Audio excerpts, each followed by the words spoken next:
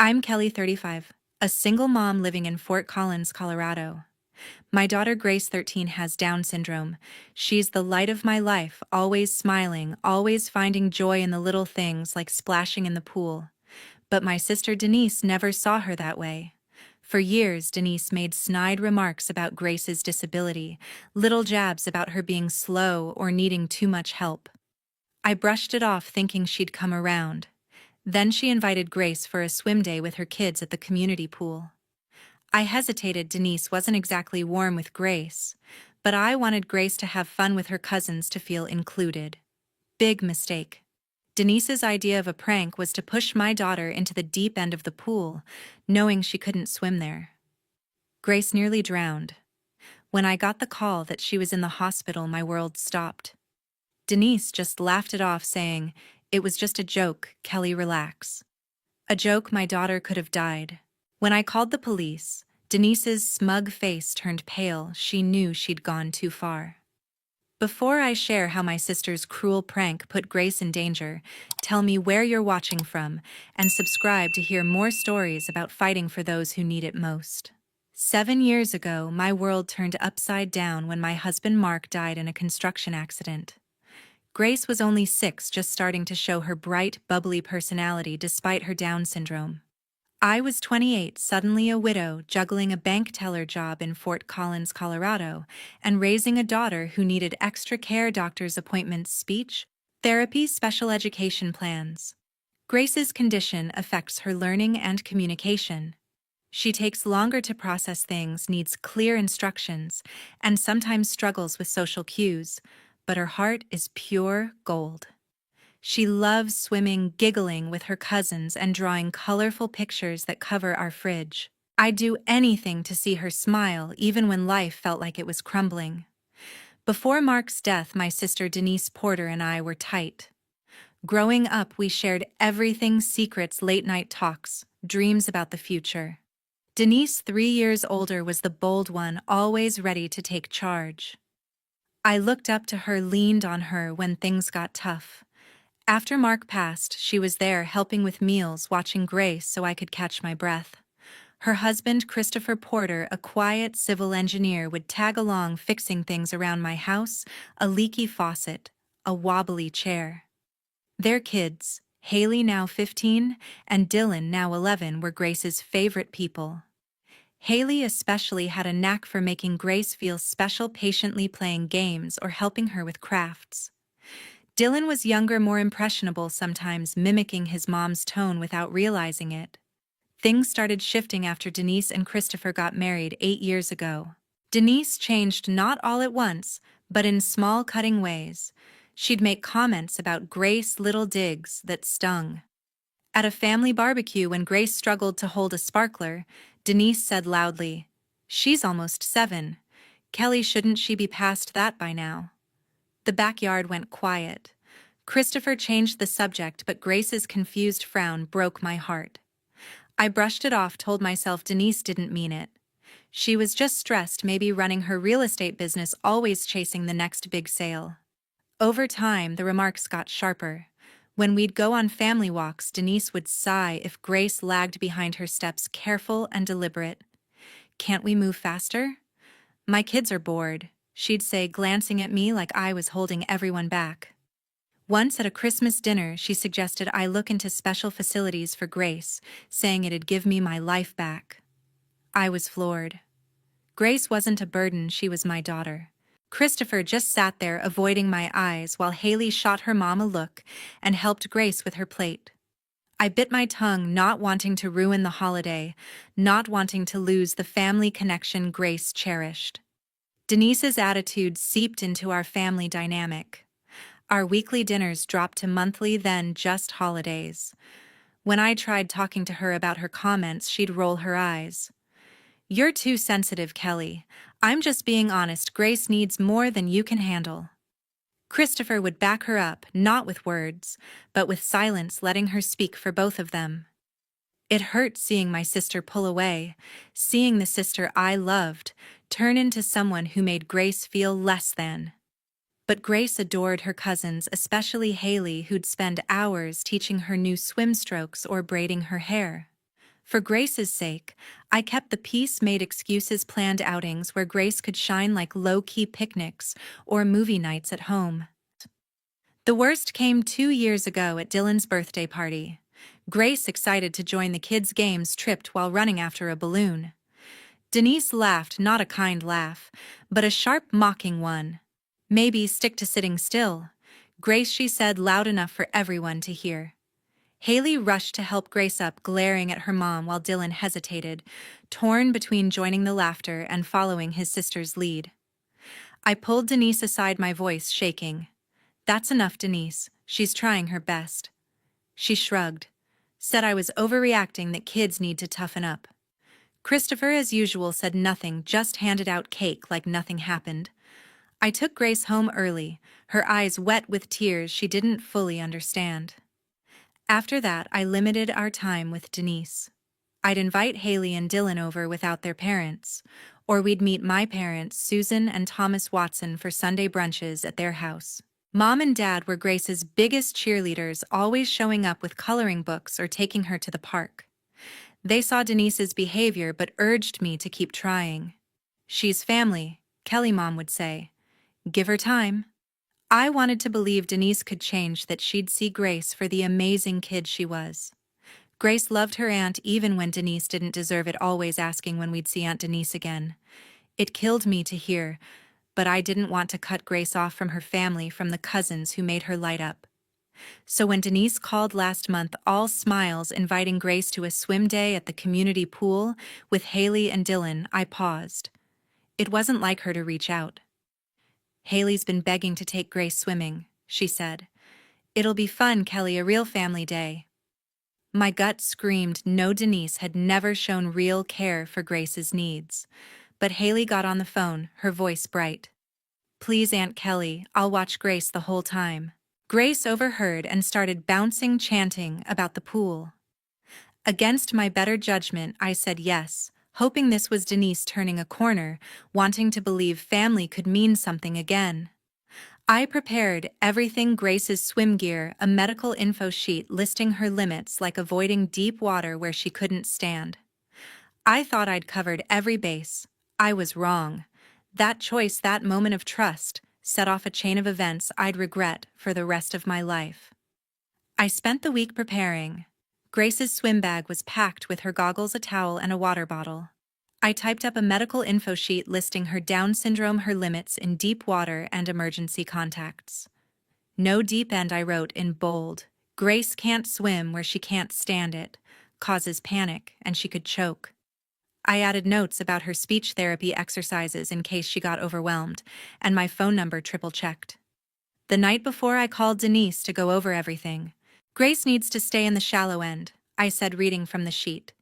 "If she gets scared, help her sit down and breathe slowly. She'll show you how.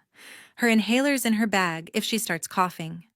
Denise cut me off, her tone impatient. "Kelly, I've got this. I've raised 2 kids, you know.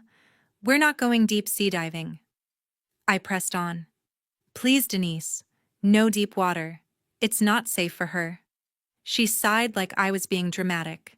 "Fine, shallow end only. Relax, we'll have fun." Christopher promised to be there too, which gave me some comfort.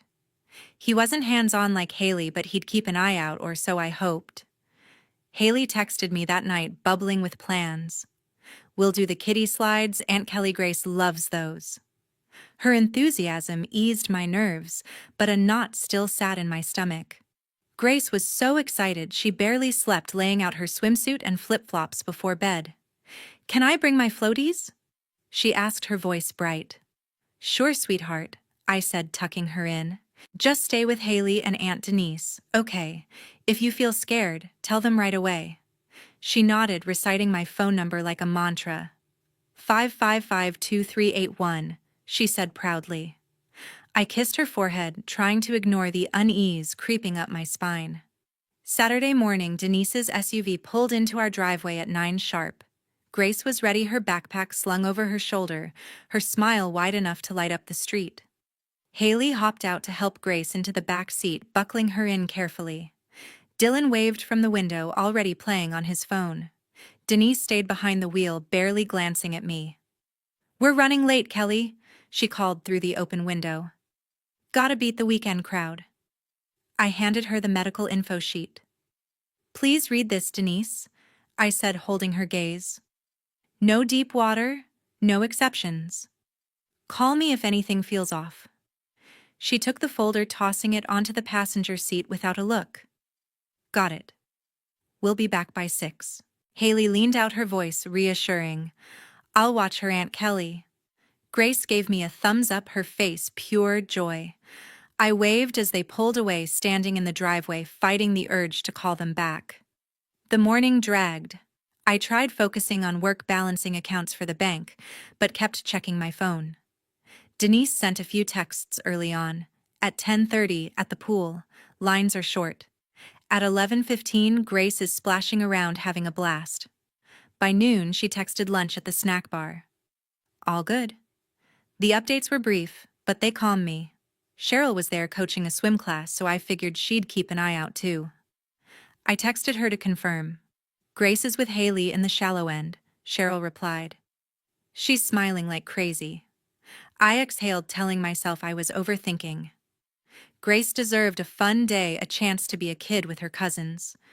Still, I couldn't shake the feeling something wasn't right. By 2 o'clock, the texts stopped. I called Denise straight to voicemail. I tried Haley, then Dylan. Nothing. My stomach churned. Pools are loud, I reasoned, phones get tucked away. But my mother's intuition, honed by years of watching Grace's every step, screamed danger. At 3:20, Cheryl texted Kelly, call me now. My heart sank. I dialed, hands shaking. Kelly, it's bad, Cheryl said, her voice tight. Grace is in the first aid station. She went under in the deep end. She's coughing, not responding well. Paramedics are coming. My blood froze. The deep end, Cheryl, I told Denise. She cut me off. It wasn't an accident. Haley saw Denise push her. She's freaking out, hiding in the bathroom to call you. I grabbed my keys, already running to the car. Push her, Cheryl, what the hell happened? Cheryl's voice broke. Denise said it was a prank to make Grace braver. Kelly, get here fast. I called Haley as I sped toward the pool, breaking every speed limit. Her voice was a whisper, trembling. Aunt Kelly, I'm so sorry. Mom pushed Grace into the deep end. Grace was screaming, she couldn't swim there. I tried to stop her, showed her your paper, but Mom said Grace was being a baby, that she needed to grow up. My vision blurred with rage. Where's Grace now? I demanded. With the medics, Haley said. She went under, started choking. Cheryl pulled her out, but she's not waking up right. Mom took my phone, but I got it back to call you. I swallowed my panic. Haley, you did good. Tell the medics I'm Grace's mom and I'm authorizing an ambulance. If your mom tries to stop them, get Cheryl or security. I'm almost there. She sniffled. Hurry, please. The 15-minute drive to the community pool felt like an eternity. I called 911 en route, explaining Grace's Down syndrome, her fear of deep water, and Denise's reckless stunt. The dispatcher patched me through to the paramedics, and I rattled off Grace's medical history, her sensitivity to stress, her inhaler, the risks of choking or seizures if she panicked. I tried Christopher's number, left voicemails that grew sharper each time. Christopher, Grace is hurt. Denise pushed her into the deep end. Call me back now. I parked crookedly by the pool entrance, flashed my membership card, and sprinted to the first aid station, ignoring the stares from families in swimsuits. Inside, Grace lay on a cot, her face pale, an oxygen mask strapped to her mouth. Cheryl stood beside her, holding her hand while a pool medic checked her pulse. Haley hovered nearby, tears streaming down her face. Dylan sat in a corner, clutching his phone, looking scared and small. Kelly, Cheryl said, rushing to me, she's stable, but her breathing's rough. The paramedics are almost here. I dropped to my knees beside Grace, my hands trembling as I touched her cold cheek. Sweetheart, I'm here, I whispered, my voice breaking. Her eyes were closed, her chest rising unevenly. The medic glanced up. She inhaled water, ma'am. We're monitoring for secondary drowning. Her lungs are stressed. Secondary drowning. My mind raced, picturing Grace's terrified face under the water. Denise stood by the door, arms crossed, her expression a mix of defiance and unease. "Kelly, thank God you're here," she said, stepping forward. It was just a little push-a-joke to get her over her fear. "She's fine. Just shaken." I whirled on her fury, drowning my fear. "A joke, Denise. You pushed my daughter into water she can't handle. She's in an oxygen mask." Denise flinched but doubled down. "You're blowing this out of proportion. Kids need to face their fears." I was helping her. Haley stepped forward, her voice shaking but firm. "That's a lie, Mom. Grace said no. I showed you Aunt Kelly's sheet. You laughed, said she was too coddled." Denise's eyes narrowed. "Haley, stay out of this. You're making it worse." The medic interrupted. "Ma'am, your daughter's showing signs of acute respiratory distress, likely from the stress and water inhalation. This isn't minor." I turned to him, my voice steady despite the panic. "She has Down syndrome. Deep water can trigger panic attacks, even seizures." I gave Denise a sheet saying exactly that. The medic nodded, jotting notes. "The paramedics will take her to the hospital for observation." Denise scoffed. "Hospital for a little water. This is ridiculous." I ignored her, focusing on Grace as the paramedics arrived, their radios crackling. They checked her vitals, hooked up a portable monitor, and lifted her onto a stretcher. "I'm going with her," I said, grabbing my purse. I turned to Haley. "Thank you for calling me. You probably saved her life." Haley nodded, tears spilling over. "I'm sorry, Aunt Kelly. I should have stopped her." As the paramedics wheeled Grace out, Denise followed, her voice rising. "Kelly, you can't seriously think this is my fault. It was supposed to be fun." I didn't look back, my focus on Grace's shallow breaths. In the ambulance, I held her hand, the monitors beeping steadily. A paramedic asked about the incident. "My sister pushed her into the deep end," I said, my voice flat. I gave her a medical sheet saying no deep water. Grace can't swim there, it's not safe with her Down syndrome. Denise called it a prank. The paramedic's jaw tightened. "Ma'am, we're required to report suspected child endangerment." I nodded, a cold resolve settling in. "Do it." This wasn't an accident. She knew what she was doing. As the ambulance sped toward the hospital, I realized this wasn't just a mistake. Denise had crossed a line that couldn't be undone, and I was done making excuses for her. The hospital's emergency room was chaos, nurses rushing, monitors beeping, the sharp smell of antiseptic hitting me like a wave. I pushed through the double doors, my heart pounding, and found Grace in a curtained bay, hooked up to an oxygen mask, her small frame dwarfed by the hospital bed. A Dr. Susan Hayes was checking her chart, her face calm but serious. Cheryl stood nearby, her swim coach uniform still damp, her eyes red from holding back tears. Haley hovered by Grace's side, clutching her cousin's hand, her face streaked with guilt and fear.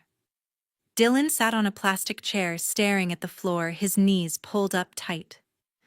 Denise was by the window, her arms crossed, her expression a mix of annoyance and forced concern. Christopher hadn't arrived yet. My voicemails to him were still unanswered. "Kelly," Cheryl said, rushing to me, her voice low. "Grace is stable, but her lungs took a hit. They're watching for fluid buildup, it could get worse." I dropped beside Grace, my hands shaking as I touched her cheek, cold under the oxygen mask. "Sweetheart, I'm here." I whispered, my throat tight. Her eyes fluttered but stayed closed, her breath shallow and ragged. Dr. Hayes glanced up. "Ms. Watson, your daughter inhaled a lot of water, likely from panic in the deep end. Her Down syndrome makes her more prone to respiratory distress under stress. We've given her oxygen and medication to ease her breathing, but she'll need monitoring for at least 24 hours. I nodded, barely processing, my eyes fixed on Grace's pale face. "Is she going to be okay?" I asked, my voice barely steady. "We're optimistic," Dr. Hayes said, "but we need to watch for secondary drowning or seizures given her medical history." Denise stepped forward, her voice cutting through the haze. "Kelly, thank God you're here. This is all being blown way out of proportion. It was just a little push, a prank to help Grace get over her fear of deep water." She's fine, just being dramatic. My blood boiled, but I kept my eyes on Grace, counting her breaths to stay grounded. Dramatic, I said, my voice low, dangerous. Denise, you pushed my daughter into water she can't swim in. She's in a hospital bed fighting to breathe. You call that a prank? Denise flinched, her confidence wavering, but she doubled down. You're overreacting, Kelly. Kids need to face their fears. I was doing her a favor. She'd have been fine if she didn't panic so much. Haley's head snapped up, her hands clenching. That's not true, Mom, she said, her voice trembling but fierce. Grace said no. I showed you Aunt Kelly's sheet. You laughed, said she was too babied. You knew she couldn't swim there. Denise's face hardened. Haley, be quiet. You're making this worse, you don't understand. I turned to my sister, fury drowning out the hospital noise. Don't you dare silence her, Denise. Haley's telling the truth, isn't she? You ignored my instructions, ignored Grace's pleas, and pushed her into danger. Denise rolled her eyes, but her hands shook slightly. Kelly, you're turning this into some big conspiracy. It was a split-second decision. I thought she'd be okay when she tried it. You coddle her too much. Always have. Cheryl stepped in, her voice sharp. Denise, I saw it happen. Grace was screaming, flailing in the deep end. You didn't even move to help. I had to jump in. That's not a prank, that's reckless. Denise shot Cheryl a glare. Stay out of this, Cheryl. You're not family. Dr. Hayes interrupted, her tone firm. Ms. Watson, I need to know exactly what happened to assess Grace's condition fully. I pulled out my phone, showing her a digital copy of the medical info sheet. I gave Denise this, I said, my voice steady despite the rage. It says, no deep water. Grace's Down syndrome makes it dangerous. She can panic, choke, or seize. Denise knew this, and Grace told her no. Haley showed her the sheet too. Dr. Hayes scanned the document, her expression darkening. This is clear as day, she said. Pushing a child with these limitations into deep water is extremely dangerous. Denise scoffed louder this time. Dangerous? She's 13, not a toddler. I was trying to help her grow up, not hurt her. Haley stood, her voice breaking. Mom, stop lying. Grace was crying, begging you not to make her go near the deep end. You said Aunt Kelly was too soft, that Grace needed to act normal. You pushed her and she went under. Dylan looked up, his eyes wide, torn between his mom and his sister. Is that true, Mom? He asked, his voice small. Denise whirled on him. Dylan, stay out of it. This is adult stuff. I stepped closer, my voice shaking with rage. Denise, you didn't just ignore my rules. You ignored Grace, a child who trusted you. She could have died. Do you get that? Denise's face paled, but she held her ground. She didn't die, Kelly. You're making me the villain here, but I was trying to include her, make her part of the family. The paramedic's words in the ambulance echoed in my head, suspected child endangerment. I pulled out my phone, my hands steady, now fueled by a cold determination. You're not getting away with this, Denise, I said, dialing 911 again. Her eyes widened. What are you doing? I ignored her, speaking clearly to the dispatcher. I'm at Fort Collins General ER. My sister Denise Porter deliberately pushed my 13-year-old daughter, who has Down syndrome, into the deep end of a pool, knowing she couldn't swim there. Grace is in the hospital with respiratory distress. I'm reporting this as child endangerment. Denise's jaw dropped, her smugness gone. Kelly, you can't be serious. You're calling the cops on me. Over a pool prank. I kept my eyes on Grace, ignoring her. The dispatcher promised officers would arrive soon. Cheryl pulled me aside, her voice low. Kelly, I got the pool's security footage from my boss, Tom Bradley. It shows everything: Denise pushing Grace, Grace struggling, me jumping in. I'll give it to the police. I nodded, gratitude mixing with my anger. Thank you, Cheryl. That's huge. Haley overheard, her eyes filling with tears. Aunt Kelly, I'm so sorry. I tried to stop her, I swear. I hugged her, my voice soft. Haley, you did everything right. Calling me saved Grace. You're a hero. She shook her head, sobbing. I should have grabbed her sooner. I held her tighter. This isn't your fault, honey. It's your mom's. 2 police officers arrived. Officer Diane Larson, a no-nonsense woman with sharp eyes, and Officer Mark Reynolds, younger but calm. They introduced themselves, pulling out notebooks. Ms. Watson. Officer Larson said we got your call about a child endangerment incident. Can you walk us through it? I recounted everything: the medical info sheet, Grace's Down syndrome, Denise's promise to stay in the shallow end, her deliberate push into deep water, Grace's near drowning, and Haley's call. I showed them the digital sheet on my phone. Denise knew the risks, I said. Grace told her no. Haley showed her my instructions, and she still pushed her. Officer Reynolds glanced at Grace, still unconscious, and frowned. This is serious. We'll need statements from everyone involved. Officer Larson turned to Denise, who was pacing now, her face flushed. Ms. Porter, we need your side of the story. Denise straightened, her voice dripping with fake concern. Officers? This is a huge misunderstanding. I took my niece swimming to include her, make her feel normal. I gave her a little nudge into the deep end to help her face her fears. Kids need that sometimes. I didn't know she'd react like this. Haley's voice cut through, sharp and angry. That's not what happened. Grace was screaming. She couldn't swim there. You laughed at her. Mom said she was embarrassing you. Denise spun on her daughter, her voice venomous. Haley, enough. You're twisting this to make me look bad. Officer Reynolds stepped in. Young lady, we'll take your statement too. Don't be afraid to tell the truth. Cheryl spoke up, her tone steady.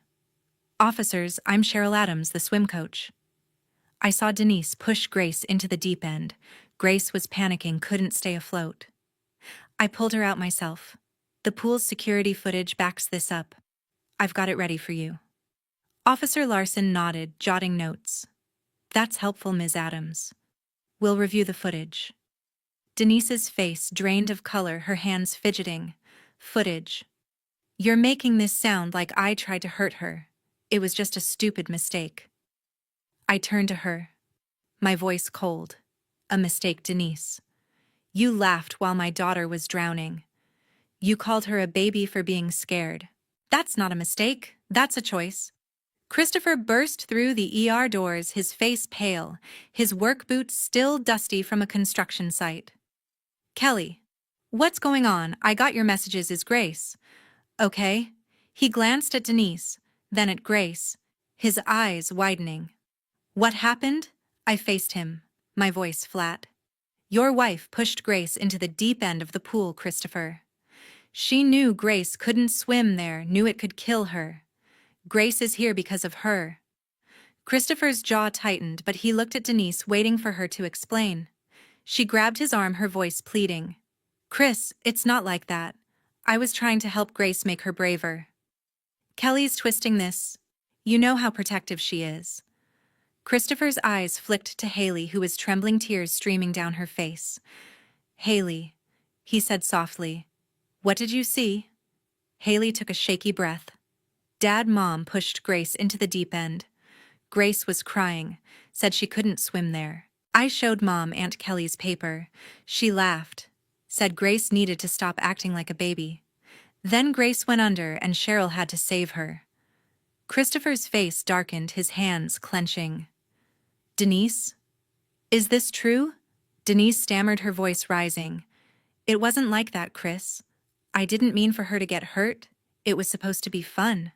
Christopher stepped back, shaking his head. You knew she couldn't swim there. Kelly told you, Haley told you. What were you thinking? Denise's eyes darted between us, her composure cracking. You're all ganging up on me. I'm her aunt. I'd never hurt her on purpose. Officer Larson interrupted, her voice firm. Ms. Porter, we'll need you to come with us to give a formal statement. Denise froze, her eyes wide. A statement? You're treating me like a criminal over a pool game. Officer Reynolds nodded. Given the allegations and the child's condition, we need to investigate. Let's keep this calm. As they led Denise to a private area, she shot me a look. Part shock, part fury. "Kelly, you're destroying our family over this," she hissed. I didn't respond, my focus back on Grace, whose breathing seemed slightly steadier. Dr. Hayes returned, updating me. "Her oxygen levels are improving, but we're keeping her in ICU overnight. You can stay with her." I sat by Grace's bed, holding her hand, the weight of the day crashing over me. Haley curled up in a chair nearby, her eyes red. "Aunt Kelly," she whispered. "Is Grace going to be okay?" I forced a smile, my voice soft. "She's a fighter, Haley.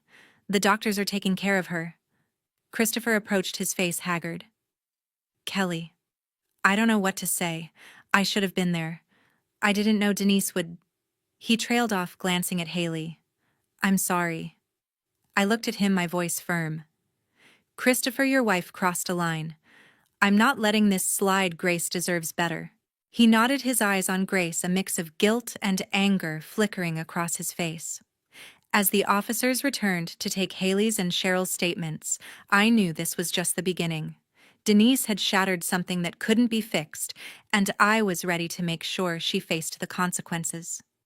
Grace stayed in the ICU for 2 days, her small body fighting to clear the water from her lungs. I barely left her side, sleeping in a stiff hospital chair, my hand wrapped around hers. Her oxygen mask came off on the second day, and her eyes fluttered open, her voice weak but clear.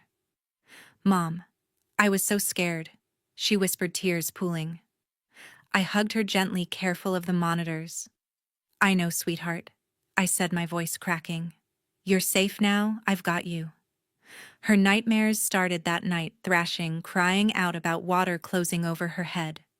Dr. Susan Hayes referred us to a child psychologist, Dr. Emily Carter, who specialized in trauma and developmental disabilities. "Grace is showing signs of post-traumatic stress," Dr. Carter explained after their first session. "The betrayal by a trusted family member combined with the physical trauma hit her hard. She'll need regular therapy to process this." Denise's actions didn't just hurt Grace, they shattered our family. The police investigation moved fast. Officer Diane Larson called me the day after Grace's admission, updating me on the case. "We've reviewed the pool's security footage," she said, her voice grim. "It clearly shows Denise pushing Grace into the deep end despite Grace's protests and Haley's attempts to intervene. We've got statements from Haley, Cheryl, and pool staff who heard Grace screaming.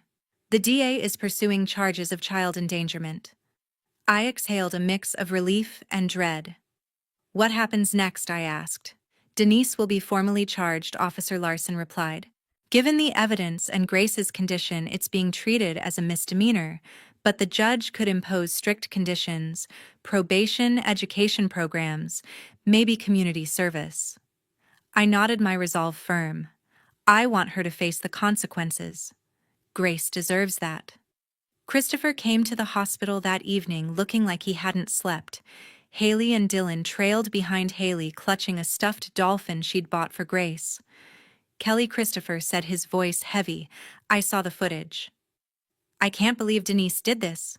I keep replaying it, thinking I should have seen it coming." I looked at him, my anger softening slightly. "Christopher, you weren't there. But you need to decide where you stand now." He glanced at Haley, who was sitting with Grace, showing her the dolphin. "I'm filing for legal separation," he said quietly. "I can't stay with someone who'd hurt Grace like that, who'd lie about it. Haley and Dylan deserve better. So does Grace." I was stunned. Christopher had always been quiet, letting Denise lead. "What about the kids?" I asked. "I want them with me," he said. "I'm looking at apartments near you so they can stay close to Grace." Denise was released on bail pending her hearing, but the family fallout was immediate. My parents, Susan and Thomas Watson, drove up from Denver the day Grace was discharged. Mom burst into tears when she saw Grace, her usually bright face pale and tired. "My sweet girl," she said, hugging her gently. Dad pulled me aside, his jaw tight. "Kelly, what Denise did is unforgivable." "How's the case going?" I filled him in the charges, the footage, the DA's stance. He nodded, his voice low. "Good. She needs to face the music. but later, over coffee in the hospital cafeteria, Mom's tone shifted. "Kelly, are you sure about pressing charges? She's your sister. This could tear the family apart forever." I set my cup down, my voice steady. "Mom, Denise nearly killed Grace. Family doesn't mean letting that slide." Dad backed me up. "Susan Kelly's right. Denise crossed a line, we can't pretend otherwise." The pressure didn't stop there. My Aunt Linda called, her voice pleading. "Kelly, think about Denise's kids. A trial will hurt Haley and Dylan. Can't you settle this privately?" My cousin Mark texted, urging forgiveness. "People make mistakes, Kelly. Don't ruin Denise's life over one bad call." Each message chipped away at me, but I held firm. This wasn't about revenge, it was about accountability, about protecting Grace from ever feeling that helpless again. I blocked Linda's number after her third call. My patience gone. Haley overheard me arguing with Mom and hugged me tight. "Aunt Kelly, don't listen to them," she said. Mom was wrong, I saw it. Grace didn't deserve that. Her support so fierce for a 15-year-old kept me going. Denise's preliminary hearing was set for early November. The DA offered a plea deal. Denise would plead guilty to a reduced charge of misdemeanor child endangerment, avoiding jail time. In exchange, she'd get 2 years of probation, 100 hours of community service with a disability advocacy group, and mandatory education on developmental disabilities. I discussed it with Dr. Carter and my parents. "A trial could be tough on Grace," Dr. Carter said. "She'd likely have to testify, which could re-trigger her trauma." Mom agreed, her voice soft. "Kelly, you've made your point. Denise is paying a price. Maybe this is enough?" I wasn't sure. Part of me wanted Denise in court facing a judge's gavel, but Grace's nightmares were getting worse. And I didn't want her reliving that day in public. I agreed to the plea with one condition: a restraining order keeping Denise away from Grace.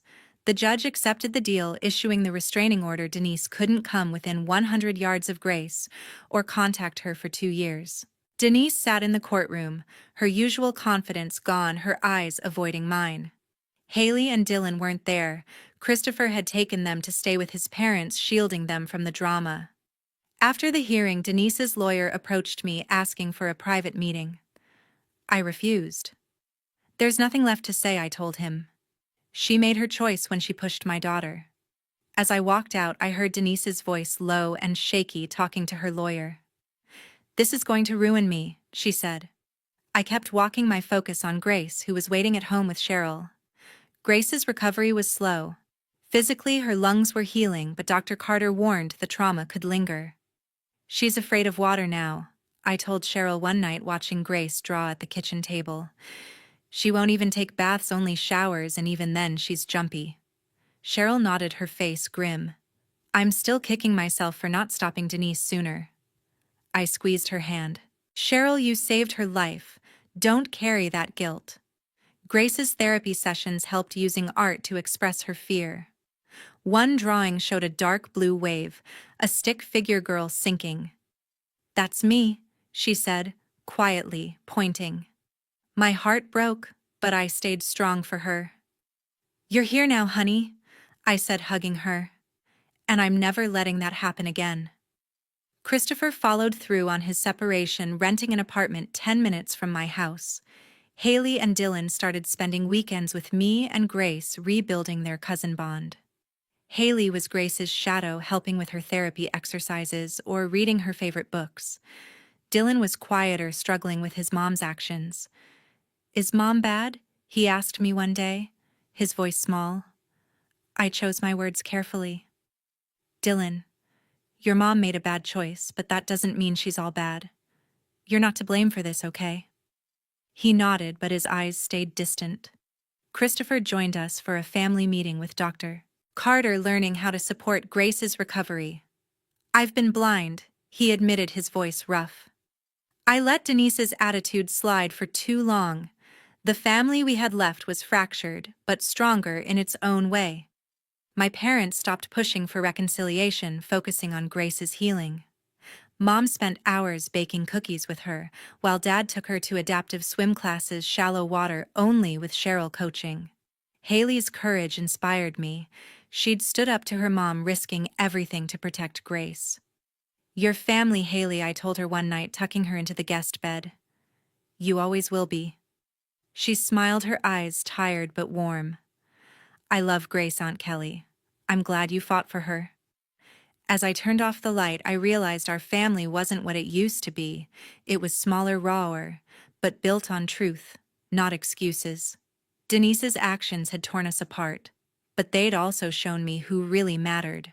3 months after the pool incident, Grace and I found a new rhythm, one built on healing and hope. Her nightmares about drowning eased thanks to weekly sessions with Dr. Emily Carter, who used art therapy to help Grace process her fear. One afternoon, Grace showed me a drawing, a bright pool with her swimming in the shallow end, Cheryl nearby with a big smile. "I'm not scared anymore, Mom," she said, her voice steady. I hugged her tight, my heart swelling. "You're so brave, sweetheart," I told her, kissing her forehead. Physically, Grace was back to herself, her lungs clear, but Dr. Susan Hayes warned we'd need regular checkups to monitor for lingering effects. Cheryl, my best friend, got Grace back into the pool, shallow water only with floaties and constant supervision. Watching Grace splash and laugh again, I felt a weight lift, though the memory of that day still stung. Our family wasn't the same. It couldn't be after what Denise did. My sister's plea deal kept her out of jail, but the restraining order meant she couldn't come near Grace.